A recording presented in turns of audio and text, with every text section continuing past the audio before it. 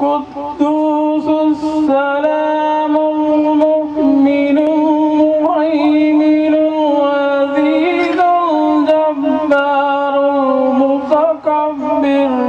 تو ایک سراپائے نور ہے. سندھ دھرتی میں شاہ عبد اللطیف بھٹائی رحمۃ اللہ علیہ، حضرت لال شہباز قلندر رحمۃ اللہ علیہ. یہ قلندر بابا کا غلام ہے، اسے بخشنا ضرور ہے. قلندر اولیاء بابا کا فیض عام جاری ہے. قلندر اولیاء بابا کا فیض عام جاری ہے. انہی کا ہم پہ سایہ ہے، انہی کا ہم پہ سایہ ہے. یہ خوش بختی ہماری ہے. قلندر اولیاء بابا کا فیض عام جاری ہے. قلندر اولیاء بابا کا فیض عام جاری ہے. حامل علم لدنی رسول اللہ صلی اللہ علیہ وسلم کے روحانی نور کے جانشین کی تعلیمات سے فیضیاب ہونے کی توفیق عطا فرمائی ہے. قرآن پاک میں اللہ تعالیٰ نے ارشاد فرمایا ہے الا ان اولیاء اللہ لا خوف علیہم ولا هم یحزنون. اور اللہ کے دوستوں کو خوف اور غم نہیں ہوتا. اج ہی اجتماع جو کو منعقد کیا پہ وجے روحانی سلسلے جی دعوت ان کے حوالے سے ماں سمجھا تو نوشہروفیروز کے اڑے شہر میں ایکڑی بہترین تقریب ہے. ان عظیمی جے دوست ہیں ان کے طرف ایک بہتر کاوش ہے تے کراؤڈ کے گڈ کرے انہوں تین جو میسیج پہنچائیں تھا. عظیمی سلسلے جا آयल سبھی مہمان دوست، ان پروگرام کے منعقد کندڑ دوست، مانوا جو بہنوں، سبھی کے السلام علیکم. اجو کو موضوع جو ہے سو ایڈو کو وڈو یا پیچیدہ کون ہے کو سمجھنے کی ضرورت ہے. اساں جو کم میں سورس آف کمیونیکیشن ان منزل تائیں پہنچण جو وسیلو کرو. جیکڈیں یہ خبر پہنچی وئی تو سمجھبو تو اساں جے جسم اور روح جو پان میں کوآرڈینیشن ہے. یہاں ذمہ داری دی گئی اور میں بڑا مشکور ہوں یہاں کے عہدیداروں کا جنہوں نے ہمارا بڑا اچھا استقبال کیا اور ہمیں یہ دیکھنے کا موقع فراہم کیا کہ حضور قلندر بابا اولیاء رحمۃ اللہ علیہ کے اس کے موقع پر حضور مرشد کریم کی ہدایت کی روشنی میں انہوں نے کتنا اچھا پروگرام ارینج کیا. یقیناً یہ اس بات کی غمازی ہے کہ ہمارے عظیمی بہن بھائیوں کی تربیت مرشد کریم کی طرف سے بہت اعلیٰ پیمانے پر کی جا رہی ہے. وہ ان کی نظروں کے سامنے ہوں یا ان کی نظروں سے دور ہوں. اعوذ باللہ من الشیطان الرجیم. بسم اللہ الرحمن الرحیم.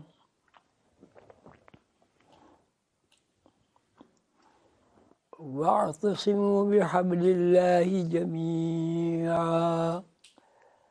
نہایت محترم مہمان گرامی، احباب، دوست، سلسلے کے فرزندوں اور دختران، حاضرین مجلس، السلام علیکم حضور قدر بابا اولیاء رحمۃ اللہ علیہ کے 39ویں عرس کے سلسلے میں چند معروضات پیش کرنا چاہتا ہوں۔ دنیا کے نقشے پر جب نظر ڈالتے ہیں تو اس بات کا علم ہوتا ہے آدم علیہ السلام کی پیدائش سے پہلے بھی یہ دنیا اسی طرح قائم تھی۔ متقی، پرہیزگار، اچھے لوگ، شیطان صفت لوگ، اللہ کے برگزیدہ بندے سب موجود تھے۔ پھر ایسا ہوا کہ پیغمبران کرام علیہم السلام کی تعلیمات پر پردہ ڈال کر لوگ ایسے مشاغل میں مشغول ہو گئے جو اللہ کے لیے ناپسندیدہ تھے اور ہیں۔ زمین پر ابتری پھیل گئی، ظلم و ستم، بے ایمانی، مکاری، دغابازی، دھوکہ دہی اور تقریباً اللہ کے ساتھ بغاوت عام ہو گئی۔ ابلیس جس کو اللہ تعالیٰ نے اپنی نوازش و اکرامات سے ایسے معزز عہدے پر فائز فرمایا کہ وہ فرشتوں کا استاد بن گیا۔ جنت میں آنا، جنت میں جانا، اس کے لیے بالکل ایسا ہی احسان اللہ تعالیٰ نے فرما دیا جیسے اللہ کے دوستوں کے لیے جنت کے تمام راستے کھلے ہوئے ہیں۔ اب تری پیدا ہوئی، لوگوں کا ذہن اللہ وحدہ لا شریک اور اللہ کے میسنجر پیغمبران کرام علیہ السلام کی تعلیمات سے تقریباً بے بہرا ہو گئے۔ جب زمین پر فساد برپا ہو گیا اور اخلاقی قدریں غیر اخلاقی قدروں کے پردوں میں چھپ گئیں تو اللہ تعالیٰ نے ابلیس کی جگہ اپنا خاص بندہ بھیجا جس کا نام آدم ہے، اور ہم سب بھی حضرت آدم علیہ السلام کی نسبت سے سب آدمی کہلاتے ہیں۔ تو اللہ تعالیٰ نے جب زمین پر فساد برپا دیکھا اور صالح لوگوں کی باتوں کو نظر انداز کر دیا گیا، ہر وہ بات جو اللہ تعالیٰ کے لیے ناپسندیدہ ہے، ناپسندیدہ اس لیے ہے کہ اس کی مخلوق کے لیے تکلیف دہ ہے، وہ عام ہو گئی۔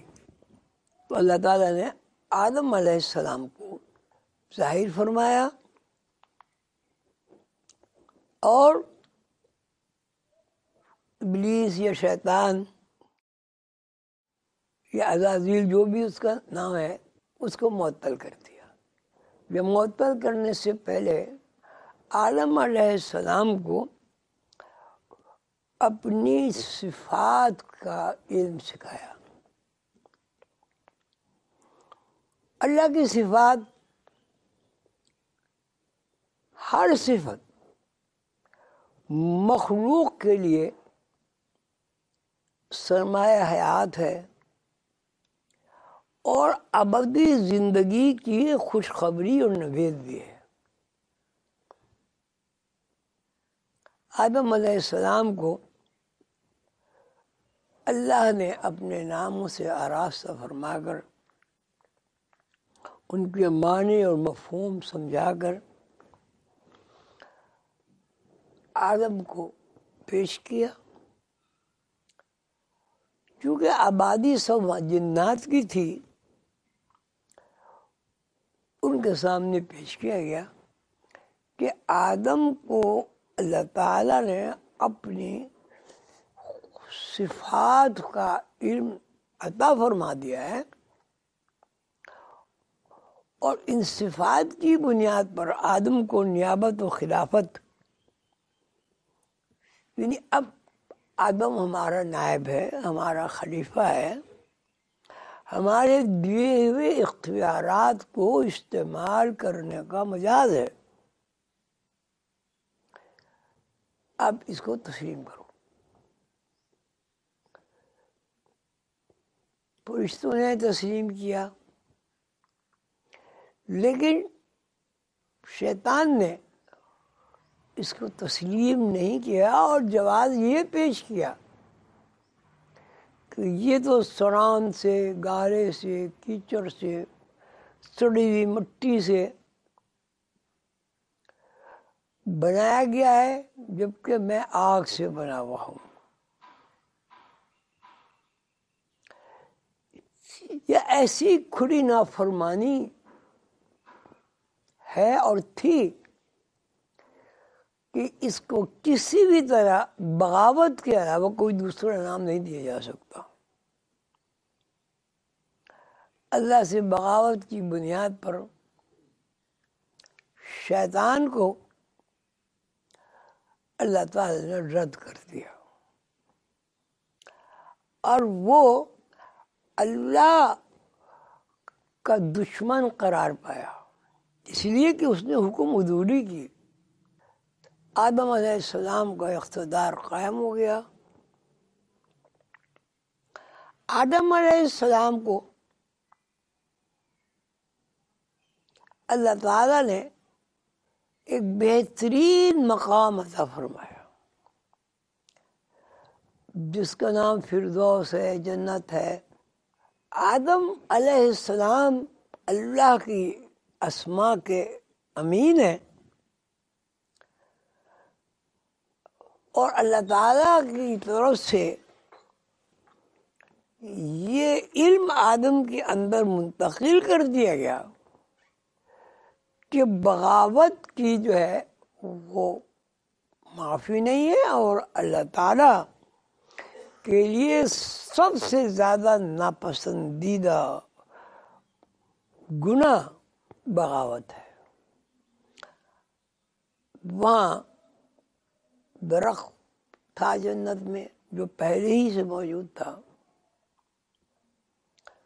آدم علیہ السلام سے کہا گیا کہ اس درخت کے قریب نہ جانا، فَكُلَا مِنْهَا رَغَدًا حَيْثُ شِئْتُمَا وَلَا تَقْرَبَا هَٰذِهِ الشَّجَرَةَ فَتَكُونَا مِنَ الظَّالِمِينَ۔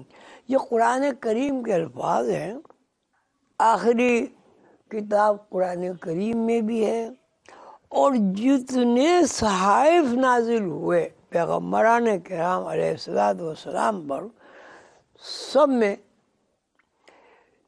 یہ جنت میں نافرمانی کا تذکرہ ہر آسمانی کتاب میں موجود ہے۔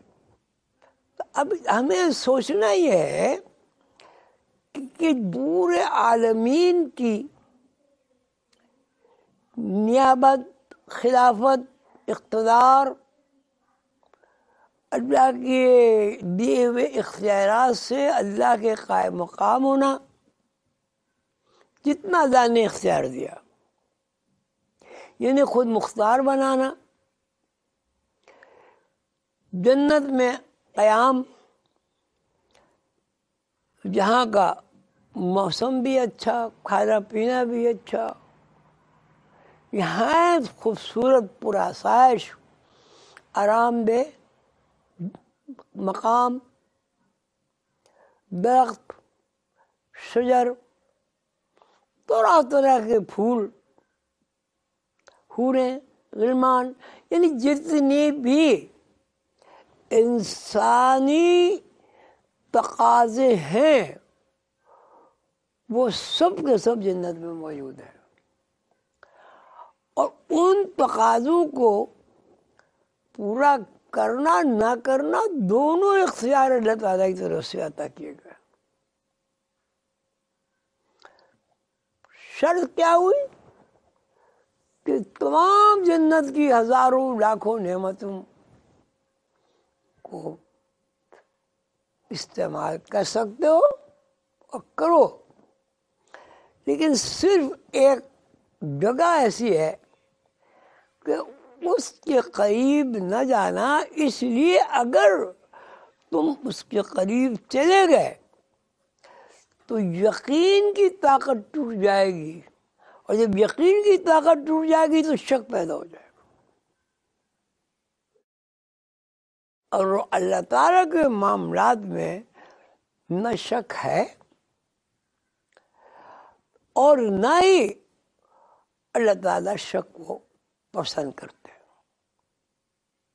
اللہ کی کتاب قرآن کریم اور دوسری تمام آسمانی کتابیں، سب میں آپ کو یہ آیت ضرور ملے گی کہ جو کچھ اس کتاب میں لکھا گیا ہے اس میں شک نہیں ہے۔ تو آدم علیہ السلام کو جس درخت کے قریب جانے سے منع کیا تھا، اس کے بارے میں نے اپنے مرشد کریم حضور قلندر بابا اولیاء رحمۃ اللہ علیہ سے پوچھا تھا، آخر اس درخت میں ایسی کون سی بات ہے کہ جنت کی تمام نعمتیں موجود ہوتے ہوئے بھی اللہ تعالیٰ کے منع کرنے کے باوجود اس درخت کے قریب یا اس درخت کے بارے میں حضرت آدم علیہ السلام کو کھوج لگانے کی کیا ضرورت تھی؟ علاوہ دوسری باتوں کے انہوں نے فرمایا، حضور قلندر بابا کا ارشاد ہے کہ ایک درخت ہے اور اس درخت کی جو حیت ہے وہ تمام دوسرے درختوں سے ممتاز ہے، اور وہ درخت مسلسل رنگ تبدیل کرتا ہے، اس میں پھول بھی ہیں، پتے بھی ہیں، شاخیں بھی ہیں، طرح طرح کی ہر چیز ہے، لیکن ابھی آپ نے دیکھا وہ سرخ ہے، اس کے پھول اور رنگ کے ہیں، ابھی آپ دیکھ کے خوشی ہو رہے تھے وہ ایک دم رنگ تبدیل ہو گیا، سبز ہو گیا۔ سبز رنگ کی آپ خوشنمائی سے متاثر ہو کر خوش ہو رہے تھے کہ وہ ایک دم زرد ہو گیا۔ بس مطلب یہ ہے کہ اس درخت میں، اس درخت کی صفت یہ ہے کہ وہ مسلسل ہمہ وقت کچھ وقفے کے بعد اپنے آپ کو تبدیل کرتا رہتا ہے، کبھی کسی رنگ کا ہو گیا، کبھی کسی رنگ کا ہو گیا، کبھی کسی رنگ کا ہو گیا۔ تو آدم علیہ السلام جب اس کے قریب گئے، وہ جس طرح بھی گئے، شیطان نے بہکایا، یہ ہوا وہ ہوا، جب گئے تو انہوں نے دیکھا درخت کا رنگ سرخ ہے، اور اس کا پتے بھی سرخ ہیں، اس کے پھول بھی سرخ ہیں، اس کا تنا بھی سرخ ہے، ایسا لگتا ہے کہ ایک رنگ کا بنا ہوا درخت موجود ہے، اور اس میں نہایت کشش، خوبصورتی ایسی ہے کہ آدمی دیکھنے پر مجبور ہے. ابھی وہ دیکھ ہی رہے تھے کہ رنگ درخت کا رنگ ایک دم زرد ہو گیا. ابھی وہ اس کی ہی تعریف کر رہے تھے کہ یہ تو ہر چیز زرد ہو گئی، کس قدر خوبصورت چمکدار. وہ رنگ ایک دم سبز ہو گیا. اتنے رنگ اس نے بدلے کہ شمار ممکن نہیں رہا. آپ غور کیجئے اس سے ہوا کیا؟ ہوا کیا اس سے؟ اس میں جو حکمت ہے وہ یہ ہے کہ ہمیں سوچنا یہ ہے، نتیجہ یہ اخذ کرنا ہے کہ اس میں ہوا کیا. رنگ جب زرد تھا اور وہ ایک دم سرخ ہو گیا تو وہ خوش ہوئے کہ واہ سبحان اللہ یہ تو سرخ ہو گیا. اب سرخ سے ایک دم نیلا ہو گیا، نیلے سے سبز ہو گیا، سبز سے سفید ہو گیا. تو اب ان کے ذہن میں یہ بات کسی بھی طرح نہیں آئی کہ اس درخت کا رنگ کیا ہے. یعنی شک پیدا ہو گیا. وہ کہا یہ تو سرخ ہے، مجھے ایک دم سفید ہے. سفید سے ایک دم وہ کوئی اور رنگ ہو گیا. وہ کہا نہیں نہیں نہیں سرخ نہیں ہے، یہ تو نیلا ہے. اس طرز عمل سے آپ خود غور فرمائیں کیا ہوا؟ شک پیدا ہو گیا کہ نہیں نہیں سرخ نہیں ہے، یہ تو زرد ہے. وہ زرد سے جب رنگ بدلا سبز ہوا، یہ تو سبز ہے. اب اس سے وہ بیج بویا گیا جہاں ایک مرکز پہ یقین جو تھا وہ قائم نہیں رہا. یہ شک جو ہے وہ شیطانی حرب ہے. اس شیطان کی صفات ہے شک کرنا. اللہ تعالیٰ کے پسندیدہ بندوں کے اندر شک نہیں ہوتا، یقین ہوتا ہے. اگر یقین نہ ہو، آپ اپنی زندگی میں غور کریں، اگر یقین نہ ہو تو آپ کھانا نہیں کھا سکتے. کھانے میں اگر آپ کو کوئی یہ کہہ دے کہ یہ زہریلا کھانا ہے اور آپ اس کی بات پر یقین کر لیں، کبھی بھی وہ کھانا نہیں کھائیں گے جبکہ اس کھانے میں زہر نہیں ہے. یہاں سے جو طرز فکر ہے سوچنے کی، اس طرز فکر میں ایلیوژن پیدا ہو گیا. کبھی ذہن نے کہا یہ سرخ ہے، ابھی تھوڑی دیر میں کہا نہیں یہ تو سفید ہے. سفید رنگ کو پھر دیکھا انہوں نے کہ بھائی یہ تو نابی ہے. تو اتنی رنگ آمیزی ہوئی کہ وہ شک میں گرفتار ہو گئے. تو اس کا مطلب یہ ہوا کہ شک کی بنیاد یہ ہے کہ آدمی کسی ایک نقطے پر جس کی سند نہ ہو اپنا ذہن مرکوز کر کے اور اس پہ یقین کر لے. یعنی حضرت آدم علیہ السلام کا یقین، پہلی دفعہ درخت کو دیکھنے کا جو یقین تھا، رنگ تھا، اس میں تغیر پیدا ہو گیا. اب تغیر کو اللہ تعالیٰ نے منع کیا تھا کہ وہاں تو تغیر ہے ہی نہیں. وہاں تو جو جنت میں جو آپ کے ذہن میں خیال آیا اس کا وجود ہو گیا. آپ نے کہا سیب آپ کے سامنے رکھا ہوا ہے. تو جنت میں تغیر نہیں ہے. جیسے اب دنیا میں تغیر ہے، میں ایک دن کا بچہ، 2 دن کا بچہ، 10 دن کا بچہ، 10 سال کا بچہ، 20 سال کا بچہ، 50 سال کا بچہ، 60-70 سال کا بوڑھا، کیا یہ سب تغیر نہیں ہے؟ اب 20 سے شروع ہو جائیں آپ، 20 سے درخت تک، درخت کے بوڑھا جوان ہونے تک، بوڑھے ہونے تک جو حالت ہے، اس کا نام ہم تغیر کے علاوہ کچھ بھی نہیں رکھ سکتے. اور جب ہم بیج رکھتے ہیں، بیج، تو بیج کے اندر اتنا تغیر ہو جاتا ہے کہ وہاں ایک جڑ نظر آئے گی، بیج نظر نہیں آئے گا. یعنی تغیر کا مطلب یہ کہ کوئی چیز چھپ جائے اور نئی چیز ظاہر ہو جائے.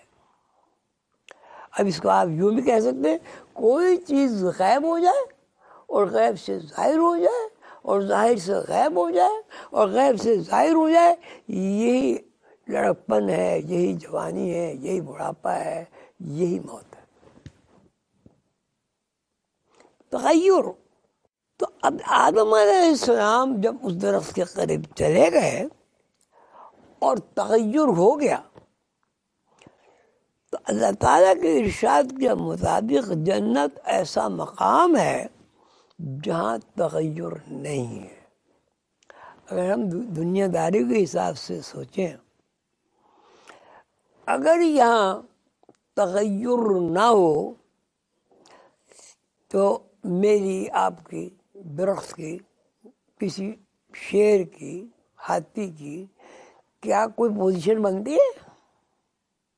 نہیں بنتی نا. تو اب یہ تغیر ہے سارا.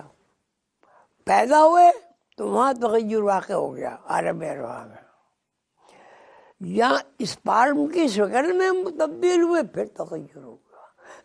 اب اسپارم میں تغیر ہوا تو اب ایک خوبصورت والذی یصورکم فی الارحام کیف یشاء.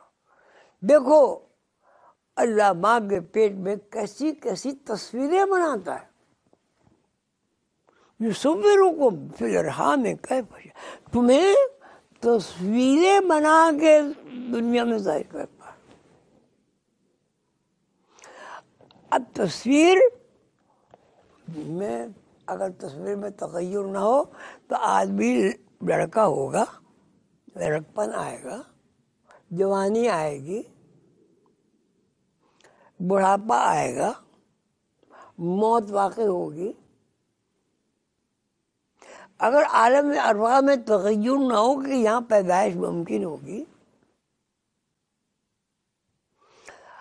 تو اب تغیر کب ہوتا ہے؟ جب آدمی کسی ایک نقطے پر اس کا ذہن مرکوز نہ ہو جائے. تو اللہ تعالیٰ فرماتے ہیں کہ شک جو ہے، ذالک الکتاب لا ریب فیہ، قرآن کریم سے مراد یہ تمام صحیح آسمانی کتابیں، ہر جگہ بیان ہوا ہے کہ تغیر جو ہے وہ یقین نہیں ہے. ذالک الکتاب، یہ کتاب، لا ریب، لا ریب، لا معنی نہیں، ریب معنی شک، لا ریب فی ہے اس میں. ذالک الکتاب، یہ کتاب جس میں شک نہیں ہے. اب اس کا مطلب یہ ہوا کہ جب بھی شک ہو گیا، جہاں بھی شک ہوگا، وہ کتاب کو اگر سمجھنا چاہے گا تو شک جو ہے اس کے لیے رکاوٹ بنے گا. آدمی اور انسان میں فرق یہ ہے کہ آدمی میں شک ہوتا ہے لیکن انسان میں شک نہیں ہوتا. خود اللہ تعالیٰ نے فرمایا کہ میں نے آدم کو کیچڑ سے بنایا، گندی ہوئی سڑی ہوئی مٹی سے بنایا،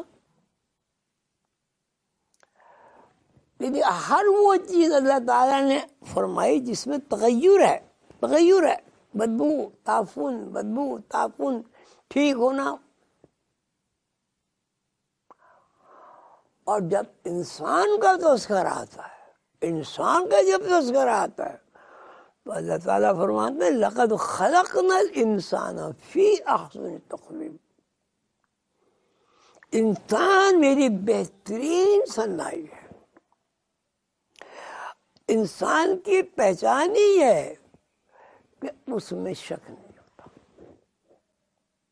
لقد خلقنا الانسان فی احسن تقویم. انسان اللہ تعالیٰ کی بہترین صنائی ہے. ثم رددناہ اسفل سافلین.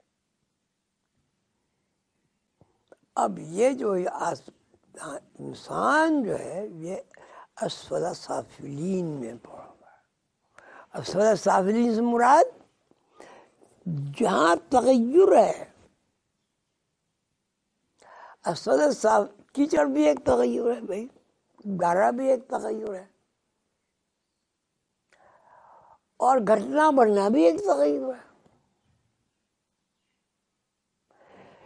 کون سی ایسی چیز دنیا میں آپ کو نظر آ رہی جس میں تغیر نہیں ہے؟ رات دن بھی تغیر ہے، رات خود تغیر ہے. اب شام سے چلے سورج غروب سے اور سورج طلوع ہونے تک دیکھیں سوائے تغیر کے کچھ بھی نہیں. دن میں بھی تغیر ہے.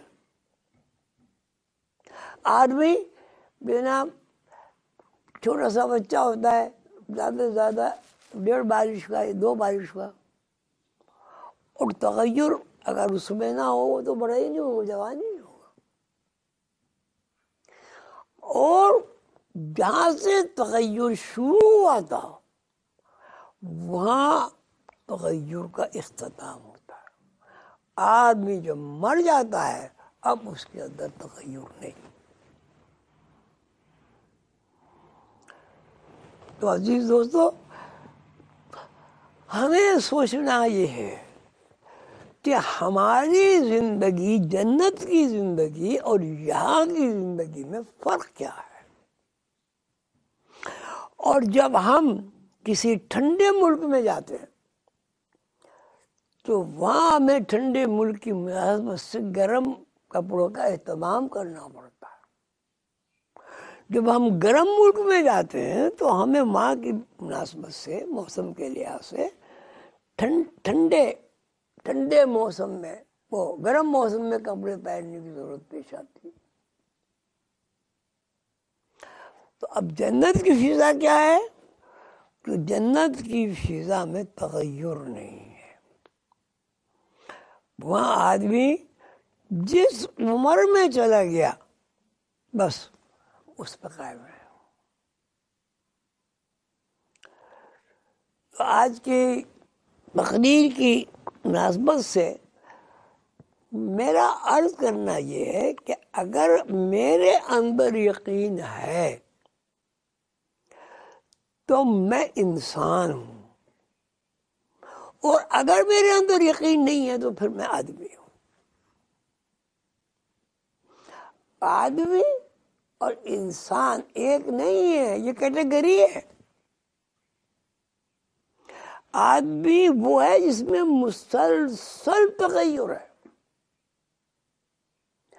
اور انسان اللہ تعالیٰ کی وہ تخلیق ہے جس میں تغیر ہے.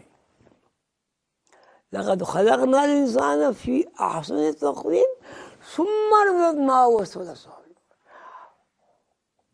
اب یہ اس میں کیا کہتے ہیں، اسفل سافلین میں پڑا ہوا ہے. شک، شبہ، وسوسہ، دشمنی، اللہ تعالیٰ کے اوپر بے یقینی، اللہ تعالیٰ کی جو کتابیں ہیں، جو پیغمبران کرام علیہ الصلوۃ والسلام کی معرفت اللہ تعالیٰ نے ہماری اصلاح کے لیے نازل فرمائی ہے، ہم تو ان سے واقف ہی نہیں ہیں. صرف یہ آیت پڑھیں، الف لام میم، ذالک الکتاب، یہ کتاب لا نہیں ہے، ریب، شک، فی ہے اس میں. اور جب اس کتاب میں شک نہیں ہوگا تب کن لوگوں کو یہ فائدہ پہنچائے گی؟ ہدی للمتقین. یہ متقی لوگوں کے لیے ہدایت کا سرچشمہ ہے. ذالک الکتاب لا ریب فیہ ہدی للمتقین. متقین کا ترجمہ حضور قلندر فرماتے ہیں جو بندہ احتیاط سے کام لے. احتیاط سے مراد یہ ہے کہ دو رخوں میں سے ایک رخ کو پسند کرے جس رخ میں یقین ہے، اللہ تعالیٰ کے ارشاد کے مطابق یقین ہے. اس کیٹیگری میں اللہ تعالیٰ فرماتے ہیں ہدی للمتقین الذین. متقی لوگ کون ہیں؟ ہدی للمتقین الذین یؤمنون بالغیب. غیب پر یقین ہے ان کا. یقین کبھی بھی بغیر دیکھے نہیں ہوتا، یا ہوتا ہے. اور اگر یقین آپ نے کر بھی لیا، دوسرا آدمی اس سے زیادہ دلیل سے بات کرے، آپ اس میں یقین کریے. ہدی للمتقین، متقی لوگوں کے لیے ہدایت ہے. متقی لوگ کون ہیں؟ جو اللہ کے ہدایت یافتہ ہیں، جو محتاط ہیں، جو اللہ کی تعلیمات کو اور شیطانی حرکات و سکنات کو اچھی طرح سمجھتے ہیں. الذین یؤمنون بالغیب. غیب کو دیکھتے ہیں، ایمان لاتے ہیں غیب پر. اس سے کیا بات ہے؟ ایمان لاتے ہیں غیب پر. ایمان کا مطلب ہے یقین. ایمان المتقین الذین یؤمنون بالغیب. وہ لوگ کون ہیں؟ وہ لوگ ہیں جو غیب پر یقین رکھتے ہیں. یقین مشروط نہیں ہے. جہاں شک ہوگا وہاں یقین نہیں ہوگا، جہاں یقین ہوگا وہاں شک نہیں ہوگا. الذین یؤمنون بالغیب. اب اللہ تعالیٰ فرماتا ہے وَیُقِیمُونَ الصَّلَاةَ. قائم کرتے ہیں صلاۃ. صلاۃ مانے اللہ تعالیٰ کے ساتھ ان کا تعلق اس طرح قائم ہو جاتا ہے کہ وہ راضی برضا رہتے ہیں، وہی کام کرتے ہیں جو اللہ کو پسند ہے، اور اس کاموں سے احتیاط کرتے ہیں جو اللہ کو پسند نہیں ہے. محترم دوستو، عزیزان گرامی، میرے بچوں، میرے بھائیوں، میرے بزرگوں، اگر ہمیں پوری نوع انسانی کو یقین کی دولت حاصل نہیں ہوتی تو پھر بھٹکنے کے سوا ہمارے پاس کوئی راستہ ہی نہیں ہے. اور اگر یقین کی دولت ہمیں حاصل ہو گئی بس پھر ہماری یہ دنیا بھی ہمارے لیے جنت ہے اور جنت بھی ہمارے لیے جنت ہے. پھر دوزخ ہمارے قریب نہیں آئے گی. ہدی للمتقین ہدایت دیتی ہے متقی لوگوں کے لیے. متقی ان لوگوں کو کہتے ہیں جو احتیاط برتتے ہیں، جو شیطنت کو اور اللہ تعالیٰ کی حاکمیت کو سمجھتے ہیں. اور جب شیطنت کو سمجھتے ہیں تو اس سے کنارہ پش ہو جاتے ہیں، دور ہو جاتے ہیں اور اللہ سے قریب ترین ہو جاتے ہیں. اللہ تعالیٰ خود فرماتے ہیں جہاں تم دو ہو میں وہاں تیسرا ہوں. جو تم کرتے ہو میں دیکھتا ہوں، جو کہتے ہو سنتا ہوں. اس کے باوجود تم میری طرف رغبت اگر نہیں کرتے میں تمہیں رزق دیتا ہوں. زمین کو تمہارے لیے ساری زمین کو پہاڑ نہیں بنا دیا. پہاڑ بھی تو ہے، ساری زمین پہاڑ ہو جاتی. یہ سارا گندم اور کھیت اور باڑی اور پھل فروٹ کہاں سے ہوتے؟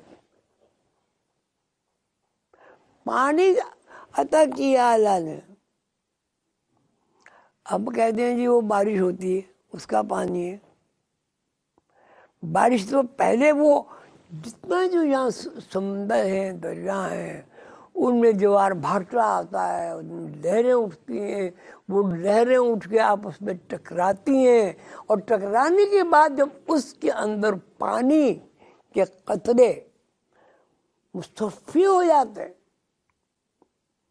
ہلکے ہو جاتے ہیں, تھوڑی دیر انہیں ٹھنڈ میں رکھا جائے تو برف بن جاتے ہیں, وہ آسمان میں جاتے ہیں.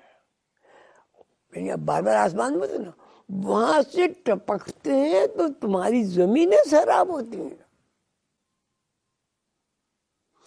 اور ہر وقت بارش نہ برسے اس لیے اونچے اونچے پہاڑوں پر ہم نے آکسیجن کو کم سے کم کر دیا. جہاں آکسیجن کم ہوتی وہاں سردی زیادہ ہوتی, اور وہ پانی برف کی شکل میں تبدیل ہو جاتا ہے. جب گرمی آتی ہے سورج کی تپش ہوتی ہے, بارش نہیں ہوتی, تو سورج کی گرمی کی شدت سے برف پگھلتا ہے, اور برف پگھلنے کے بعد زمین میں چشمے ابلتے ہیں, دریا بنتے ہیں, ندی نالے بنتے ہیں, نہریں بنتی ہیں, اور وہ دریا سارے کے سارے پھر جمع ہو گئے, پھر وہ ایک جگہ جمع ہو جاتے ہیں, وہ سمندر بنتا ہے. سمندر میں ابال آتا ہے, جیسے ہنڈیا پٹکی ہوئی ہے اس میں ابال آتا ہے, اور ابال آ کے اس کے ہنڈیا سے باہر کھانا آ جاتا ہے, اس میں ابال آتا ہے. اور وہ ابال جب پانی میں آتا ہے تو وہ ابال جو وہ لہریں بن جاتی ہیں, اور وہ لہریں 20-20 فٹ 30-30 فٹ 50-50 فٹ اونچی اٹھتی ہیں, اور اٹھنے کے بعد پھر وہ نیچے گرتی ہیں, بارش بنتی ہے, برف کے تودے بنتے ہیں, اولے بنتے ہیں. یہ سب کیا ہے؟ گلیشیئر جسے کہتے ہیں وہ پانی تو بنتا ہے,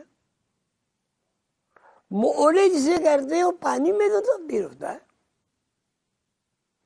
پھر اس سے نہریں بنتی ہیں, دریا بنتے ہیں, دریا سے نہریں بنتی ہیں, نہریں سے واٹر کورس بنتے ہیں, نالیاں بنتی ہیں, زمین اس پانی کو پیتی ہے. بارش نہ ہو تو زمین کو کھود کر وہ پانی ہم پیتے ہیں, ہم کھاتے ہیں. اگر زمین میں پانی نہ ہو اور کنویں نہ ہو, کیا کوئی ایک نفس, چڑیا, کبوتر, چیونٹی, آدمی, ہاتھی زندہ رہ سکتا ہے؟ سورج آتا ہے, سورج اگر نہ نکلے گندم کا دانہ کبھی پکے گا نہیں, نہ بڑا ہوگا. چاند اگر نہ نکلے تو چاند کی پہلی چاندنی اگر نہ نکلے تو ہر دنیا کی ہر چیز کڑوی ہو جائے گی. مٹھاس پیدا ہونا چاند کی چاندنی سے بنتا ہے. تو اللہ تعالیٰ ہم سب کو توفیق عطا فرمائے. یہ سب کچھ جو میں نے تھوڑا سا عرض کیا ہے, اس سے بہت زیادہ سب قرآن پاک پر موجود ہے. قرآن پاک پڑھنا الگ بات ہے, قرآن سمجھنا الگ بات ہے. قرآن اس لیے اللہ تعالی نے نازل کیا ہدی للمتقین,